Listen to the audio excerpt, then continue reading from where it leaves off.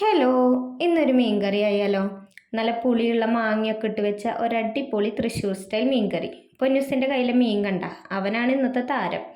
ഈ മീനിൻ്റെ പേര് എനിക്കറിയില്ല കേട്ടോ.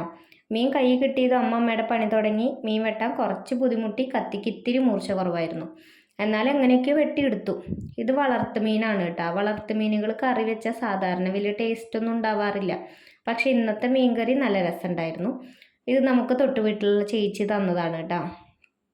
അങ്ങനെ മീനൊക്കെ വെട്ടി കഴുകി എടുത്തതിന് ശേഷം കറി വെക്കാനുള്ള പരിപാടിയിലേക്ക് കടന്നു.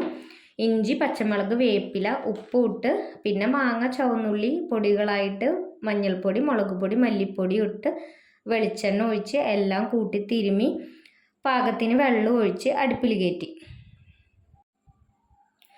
തിള വന്നതിന് ശേഷം മീൻ കഷ്ണം ഇട്ട് കൊടുത്താൽ മതി കേട്ടോ. മീൻ കഷ്ണം ഇട്ട് കൊടുക്കണതിൻ്റെ ഒപ്പം തന്നെ കുടംപുളി ഇട്ട് കൊടുത്തു. വാളംപുളി ഇടുന്നവർക്ക് അതായാലും മതി. ഞങ്ങളിവിടെ ഇപ്പോൾ കുടംപുളിയാണ് ഇട്ട് കൊടുത്തത്. പിന്നെ മീൻകറി ഇപ്പം നല്ലോണം തിളച്ച് വന്നിട്ടുണ്ട്.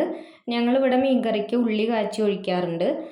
അപ്പോൾ നമ്മൾ ചുവന്നുള്ളിയൊക്കെ ചെറുതാക്കി അരിഞ്ഞ് ഉള്ളി കാച്ചിയിട്ട് മീൻകറിയുടെ മേലെ ഒഴിച്ചിട്ടുണ്ട്. ഇതങ്ങനെ മീൻകറി സെറ്റായിട്ടുണ്ട്.